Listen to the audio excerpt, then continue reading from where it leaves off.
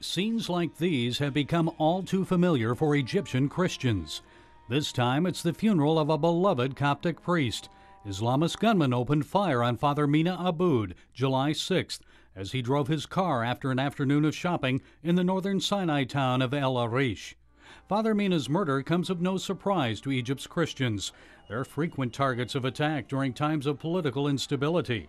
Christians have struggled for years not only to protect their churches, homes, and businesses, but also their daughters.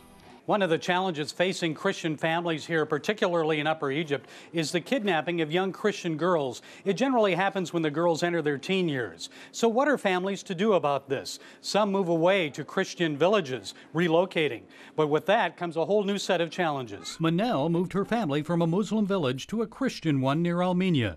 She wanted to protect her oldest daughter, Mariam, from abduction and forced conversion.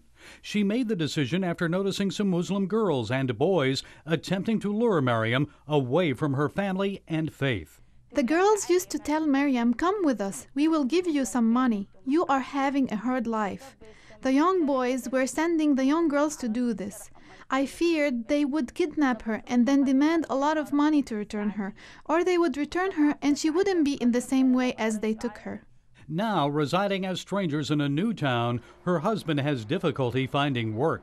I am much happier now because it's safe for my daughters here, but the working opportunities for my husband are little because few people know my husband. Miriam's family borrowed money to buy food and make their house payment.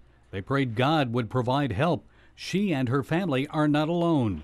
Last year, a Helsinki Commission hearing revealed the number of disappearances and abduction of Christian girls is increasing.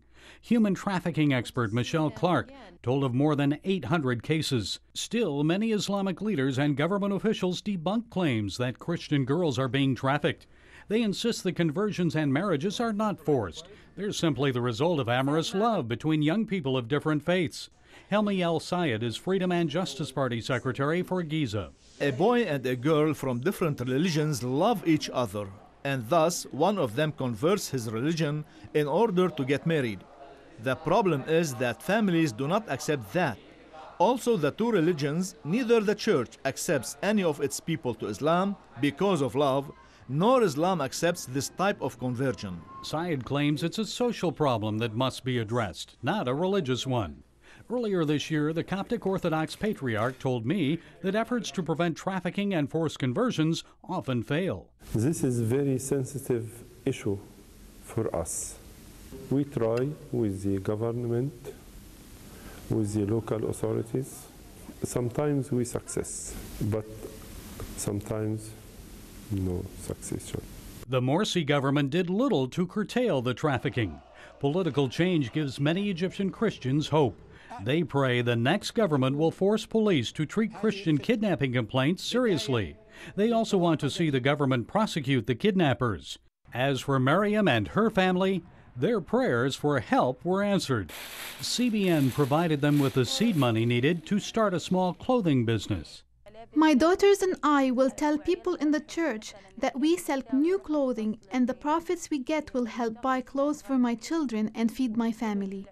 May the American Christians who help us have a long life, and may God be with them to help others like me to become self-supporting.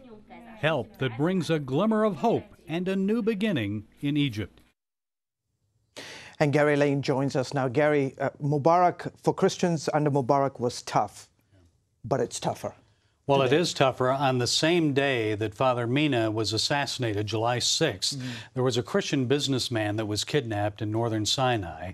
He was found dead, his severed head from his body. Less than a week later, Christians now are leaving the northern Sinai. They're leaving that area. And primarily it's because the Christians overwhelmingly supported Morsi's removal? Is that why? It's like a backlash? Well, they did, and the Muslims, extremists, as I had pointed out, are attacking the Christians.